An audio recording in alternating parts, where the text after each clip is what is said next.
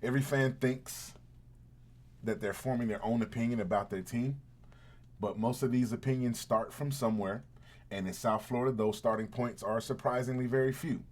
And that takes us right into our thesis for today's show. If you want to understand the franchise, you have to understand the people shaping how you see it. And that's where this Fish Out of Water episode begins.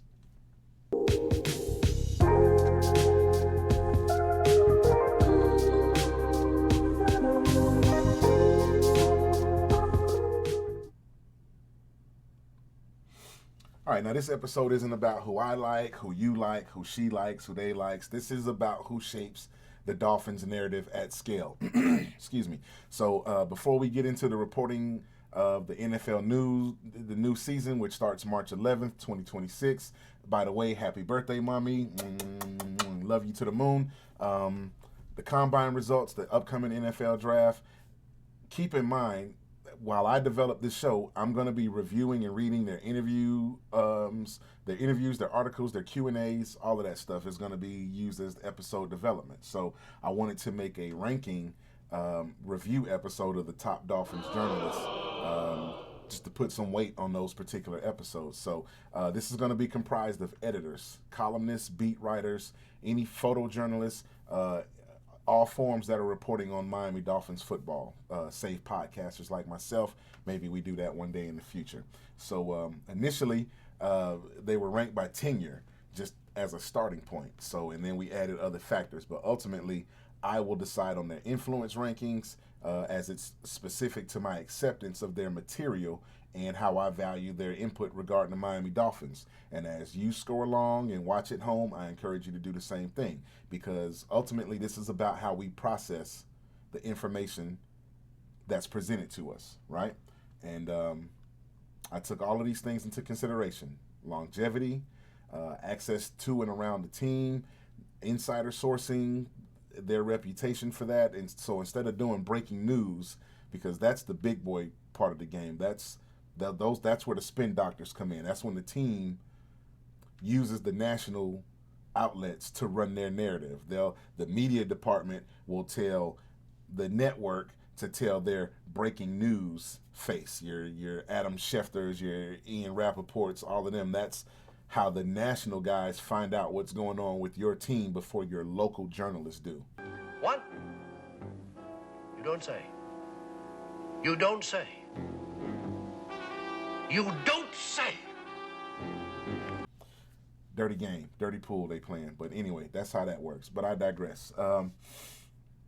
Also taken into consideration at the end of the scores were analytical depth, narrative framing tendencies, the influence on the fan narrative, and fairness versus sensationalism, because a lot of them are just writing articles for their digital clicks. Multimedia adaptability. A lot of these guys are old school heads that need to step into the 21st century. We're not sending the mail by Pony Express no more, so they need to step their game up. So what I've gone and done here is made a narrative episode and designed a scoring framework similar to the coaching matrix that we did with Halfley, and that's going to make me the meta-analyst of the Dolphins media ecosystem, okay? True. And I claim that title. So the overall score ends up being equal weighted scoring throughout the categories, okay? And keeping that thought process in mind, before we evaluate the Miami Dolphins, understand that we are simply evaluating the people evaluating the Miami Dolphins. Because again, narratives don't form themselves. They are shaped, they are amplified, they are repeated. And in South Florida, that tank is smaller than y'all think. All of them are tight. All of them are boys. They might work for different publications, but all of them have been in the game so long, they might as well be co-workers to a degree, okay? So here and now, we rank the Dolphins top journalists, not just by popularity, not by who the fans like or dislike, because y'all dislike a lot of them, not just by tenure, okay? So that's going to allow us to say Barry Jackson may rank number one in tenure, right? But does he rank number one in narrative power? That's the questions that you ask as you go down the line. So understand that we are not here to attack the journalists. We are evaluating media literacy. and we are here to understand the system that produces Dolphins seasonal narratives. All right. True. So let's get into segment 1 here, where we talk about some of the things that most fans don't talk about. You sit there and you evaluate the quarterback, you evaluate every other position, coaching, roster construction, but you rarely analyze the people that's analyzing the team. So that's what we're going to do now. Every franchise has access and information gatekeepers. And in South Florida, these gatekeepers help shape how we interpret the wins and the losses, the contracts that are signed, any of the locker room dynamics, coaching stability. So whether we admit this or not, they influence how we feel about our Miami Dolphins. And that's just the fact of the matter. True.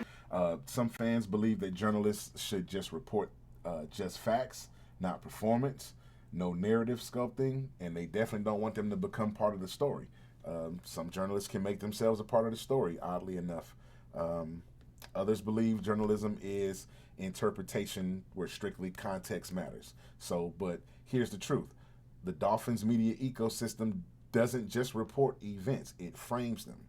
The framing shapes that fandom, and it's no different from how they bring you the local or the world news that you see.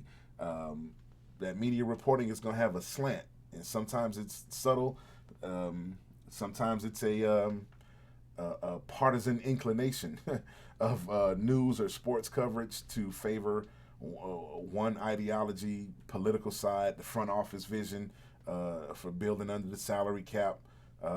Just whatever. They just pushing one narrative over the other, okay?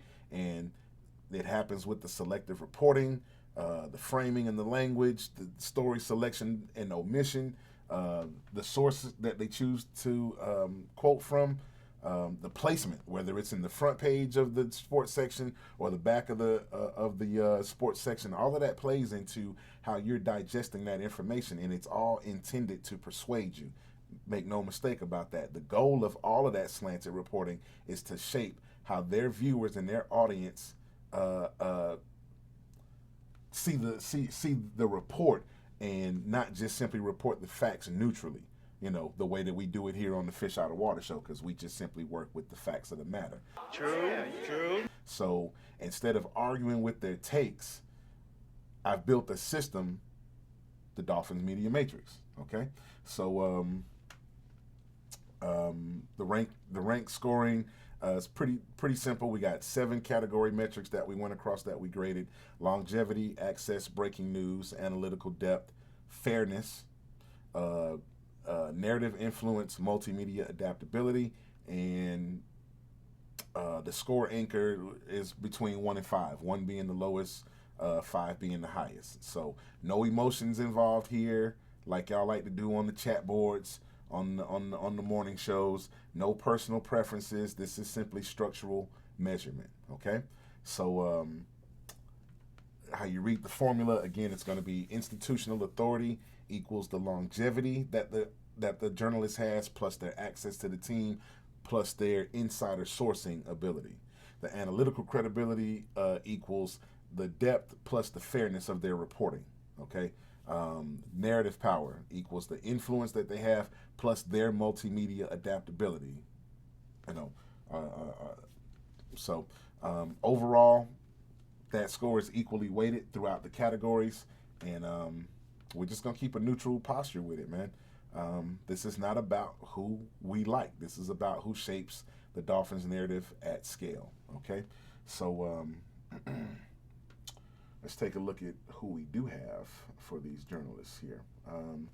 This is not necessarily my ranking. This is just how they came out in the Matrix. I wasn't able to put the faces with the Matrix. It just got to be a little bit jumbled, so did it separately. I gave you their headshots here, and we start with tier 1. Okay, so we do this in tiers. You may want to call it a bucket or something or the other, but Barry Jackson. Okay, Barry Jackson represents institutional continuity. Decades of covering the franchise, multiple ownership eras, multiple quarterback eras, strong contract literacy. He's able to explain, what the guaranteed money or the void years mean on a contract. His influence is very much structural. Okay, so Barry doesn't chase the story. Barry documents the arc of the story, and we're going to give these guys role summaries. So Barry's role summary is an institutional anchor of Dolphins coverage. Unassailable. You can't say that that's not what he is for the franchise and how it's reported on. Number 2, Armando Salguero. Armando's peak influence shaped a lot of the fan temperatures throughout seasons. He's a Hall of Fame voter. He's an Associated Press folder. And whenever Armando says something, it causes discourse. It moves the needle. So elite narrative power. His tone was opinion forward. That means very formal. Armando came off as like regal as a journalist, almost like reporter royalty. And his reports shaped your perception of what the Dolphins were doing. You can't say that it didn't. So his role summary becomes the narrative driver with institutional backbone. I didn't necessarily look for his reports, but you damn sure listened when he was talking about the Miami Dolphins. You can't deny that. You can't take that away from him. Adam Beasley. Adam represents the disciplined part of the beat writer reporting. He doesn't do all of the theater and putting his personality into it. He's very strong in the press conferences. Adam Beasley is going to be one of the first 2 or 3, 4 questions that you're going to hear when you're listening to the Dolphins press conferences. I like Adam Beasley. His role summary became system-focused beat stabilizer. He just simply defines what on the beat means. He is the personification of a beat writer. Okay, so we move on from that's just one bucket. That's not the total rankings, but we go on to the next bucket, tier 2, which is the narrative shapers. Okay, these are guys like Omar Kelly, Joe Shad, Marcel Louis-Jacques. This is a different bucket. So Omar blends beat access with his personality, and that's what people don't like about Omar. He is definitely an acquired taste. I did not like his reporting at first, but I had to mature my ear and my reading to what he was doing, and he had to mature as a reporter. So I'm sure he'll tell you that. Sometimes we must let go of our pride and do what is requested of us. Anakin, you've grown up. But he's got a very strong locker room presence. He does the player interview interactions. He used to do the 1st and 10 segment with the fan questions on the All Dolphins podcast. That's ground level access to the team that he's giving you through his interface. And a lot of reporters, no other reporter is doing that. So shout out to Omar for that. His voice resonates culturally within the Dolphins fandom, and whenever he reacts, the fan base reacts. So Omar's role is the emotional temperature amplifier for the Miami Dolphins fandom. And you can't disagree with that. That would be his role. Joe Shad. Joe brings a national broadcast credibility with him. He had a tenure with ESPN. He's got a breaking news track record, but remember how I told you how that breaking news works. He's got a high digital footprint. He understands information velocity. He doesn't, but I don't, the Palm Beach Post doesn't have their own podcast. So Joe Shad needs to step into the 21st century. He appears on other people's podcasts, but he doesn't have one of his own. He doesn't have his own show that he's running. So whether he wants to, I don't know, but that's a part of the grade. So that, I got to take points away from that. So, and then, my beef with Shad is how he can ask the probing questions sometimes. You got to listen to these guys on the morning show. They'll tell on each other. Oh, they snitch on each other all the time. But Joe likes to ask the question in a roundabout way. He'll say something like, oh, well, Kim Bocamper said you can't play, or you're bad at your position. How do you feel about this? Don't do that, Joe. You ask the question. That's some passive cowardice stuff right there. So that, again, that's personal. The personal part is not supposed to be a part of the score, but I gotta mention it. So Joe Shad's role, hybrid insider and broadcast credibility bridge. Okay, my guy Marcel Louis Jock. He's number 6 here on the picture. He's on the ESPN platform currently. He is an APSE award winner. He's a big part of the NFL Nation infrastructure. So when Marcel is reporting on something, it's often cited nationally by those guys on those networks. They may refer to something that he said or what he reported. So his role is going to be the national framing gateway. All right, and that's fair.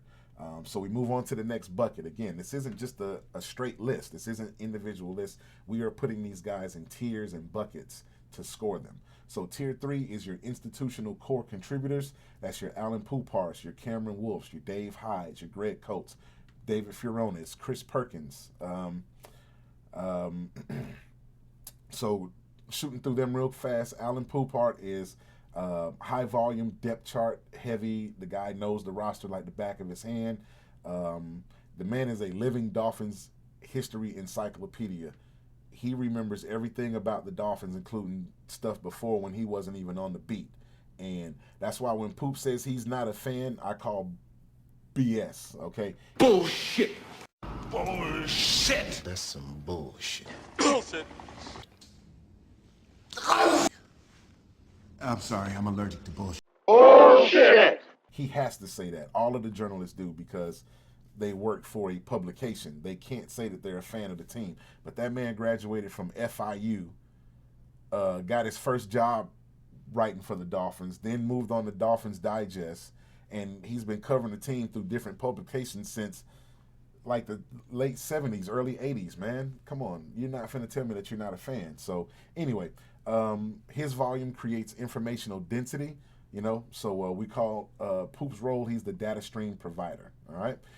You move on to a Cameron Wolf. You know, again, we're not supposed to put our personal scores onto this, but, you know, I'm human. I can't help but to. So I got beef with Cameron Wolf because he comes off very self-righteous, and I just don't like that. But again, that's not a part of the scoring bucket, you know, but he is a national presence for Dolphins Media. He was in the early phase of the Dolphins beat writing game, but he moved before he got called up to the majors, so to speak. But definitely multimedia strong. He appears on a lot of podcasts. They cut away to him for a lot of segments, but he is definitely a transitional national connector for Dolphins reporting. Okay, moving on to Dave Hyde. Number 9 on your list here. Again, I don't necessarily agree with this scoring. This is just how they came out in the Matrix. So Dave Hyde is an award-winning columnist, long-form narrative craftsman. He is the macro storytelling voice, and he helped Jimmy Johnson write his book. So, yeah, I like Dave Hyde. He's in and out of the media, but he is there. He's there with Omar and them on the Dolphins in Depth podcast, if I'm not mistaken there. He just hasn't appeared in a little while. Greg Coate, cultural voice, podcast presence. He actually puts humor layered into his commentary, and I like Greg. He's just from the old school. His role is a cultural influencer beyond football mechanics. Okay, David Furones. He is the definition of the modern beat presence. He is a daily pipeline of Dolphins information. He has practice level detail. He can give you some analytical stuff. He should be scoring well there. His role would be the day-to-day informational artery of the Dolphins media system. Okay, then you move on to a guy like Chris Perkins, who I like a lot. He's a measured columnist. Traditional structure with his columns, and you're going to get a lower narrative volatility with him. He's going to play the facts straight down the line, just like we do here at the Phish Outta Water Show. True. So Chris Perkins' role is he is the structured columnist presence in the Dolphins ecosystem, media ecosystem. Safedine, number 13 here on your list. This is a national guy. He does more of a cross-sport coverage. His Dolphins exposure is more situational, but he does show up on the Hawk and Crowder and Solana show and gives a lot of good information as far as getting inside, getting next and close to the team. His appearances are rare, so he loses points on that just a little bit, but still good information when he shows up. I enjoy listening to Safedine very much. Hal Habib, Another one, veteran journalist. He's on the broader sports lens. His Dolphins coverage comes with other stuff. It's more of a wider coverage, so we were going to call him the regional institutional contributor. Okay, and so that's their roles. 1 through 14. I initially started doing like a top 5, but then it went to a top 10, and it went to a top 15, and everybody couldn't fit on the list. So there it is. But as we move on to the scoring of the Matrix, now you can see the scores for yourself. So if you notice something here, the institutional authority, okay, the narrative power, they don't necessarily always align. Some journalists have elite access, okay, and then some journalists have a moderate narrative power, okay. Others have a much stronger influence in what they're doing. Like Barry Jackson has a 4 for analytical. I wouldn't give Barry Jackson a 5 for analytical myself. Barry has never written a report that's taught me something about the game, that I learned something new by listening or reading his information. So I wouldn't score him that high on the analytical part of it. But again, this is just, I took their bio information, their history information, and then put it into the matrix, and you see how the numbers came out right there. So again, this is just giving you a groundwork, a grounding score to work with. So if you notice, some have stronger influence, but they got limited institutional depth. Okay, so this is where you as the fan, when you're consuming their information, when we're going over their articles, when we're reading their stuff here on the Phish Outta Water Show, influence does not necessarily equal accuracy. Access does not necessarily equal neutrality, and volume does not necessarily equal depth. Okay, so every single journalist operates within incentives. True. Understand that and know that. Okay, so whether that be from their publication institutional incentives or digital incentives, monetizing their channels, etc., narrative incentives, making them look bigger or bolder, it doesn't make them wrong. It makes them human. And what we're doing when we're evaluating the Miami Dolphins. So the question becomes, who are you letting shape your interpretation of this team? Okay, respect goes out to each and one of those, every one of those journalists for what they do, because they are giving you insight to your favorite team. And you might not like some of them. Lord knows I haven't liked them all, but they're just giving their opinion, just like you give yours and they give theirs and I give mine, because I'm the same asshole that you are. Yeah, that's how the saying goes. So, respect to those guys, man. I appreciate all of those guys and the insight that they give us to the Miami Dolphins with their journalism reporting. Honorable mentions, 2 guys here, real quick, Isaiah Smalls and Dante Collinelli. Isaiah Smalls rolls with Omar Kelly on the Dolphins in Depth. Dante Collinelli is with Alan Poupart on the All Dolphins podcast.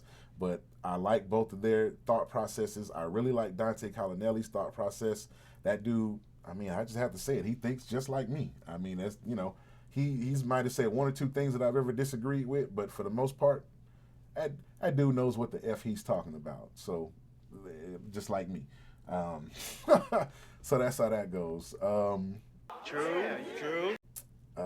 Yeah. So anyway. Before we get out of here, I want to take a moment to reflect on the Dolphin fandom, the ecosystem.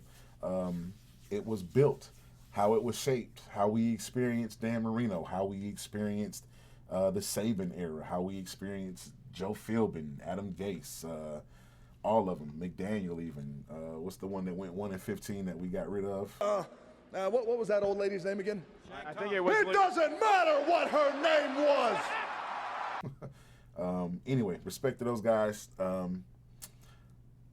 We got to give some respect, and we're going to give our flowers to a Miami Dolphins journalist that is no longer with us. But I would be remiss if I did not show some love and induct this man into the first ever Phish Outta Water Show Mount Rushmore. Okay, and the Mount Rushmore isn't about the score.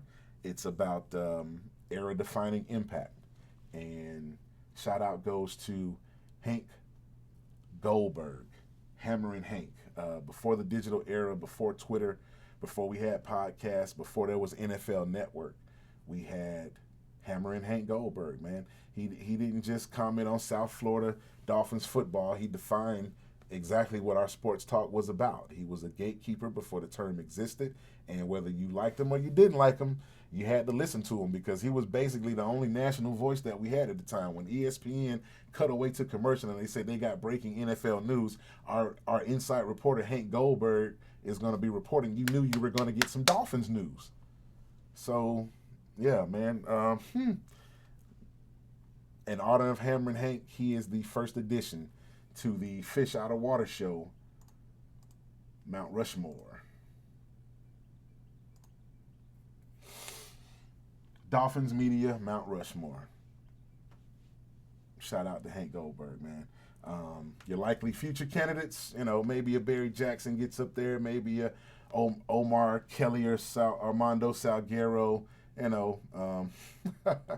but there's the first inductee right there. So this episode isn't about criticism, man. It's about awareness. It's about the Dolphins not just playing games, it's how they exist inside of a narrative economy, okay? And every single last one of us fans participates in it, okay? So my question to you is, who do you trust, okay? Why exactly do you trust them? And are you consuming information or are you consuming framing? Once again, the primary question becomes, who are you letting shape your interpretation of this team? Use the matrix, okay? Hit the comments, drop your top 5, or give me your Mount Rushmore of Dolphins media journalists, because I already know some of y'all don't have 5 that you like out of this group. So, but, mine, real quick. Alan Poupar, Barry Jackson, Chris Perkins, Dave Hyde, Omar Kelly. That's my top 5 right now. Will one of them make it onto Mount Rushmore one day? I'm sure that they will, but we have to cross that bridge when we get there. And then the next time we do a ranking episode, maybe we evaluate Dolphins YouTube personalities. That'll be a fun one right there, won't it? Yeah. Not just yet, man. I got to get some weight up on me yet, man, because I'm not even a tadpole yet. I'm the excrement that becomes the tadpole, that becomes the frog, that becomes the whatever comes out of you know what I'm saying? Like, I'm still evolving over here. I'm a baby over here, but I still got my soapbox to stand on, and I'm going to stand on it. All right? So, yeah, just make sure you know who you're listening and you're paying attention to, and just make sure you're listening and paying attention to me, Homer J. Dolphin, you know what I mean? The Phish Outta Water Show. So click like and subscribe. We'll see you next time, man. Phish Outta Water Show. We out.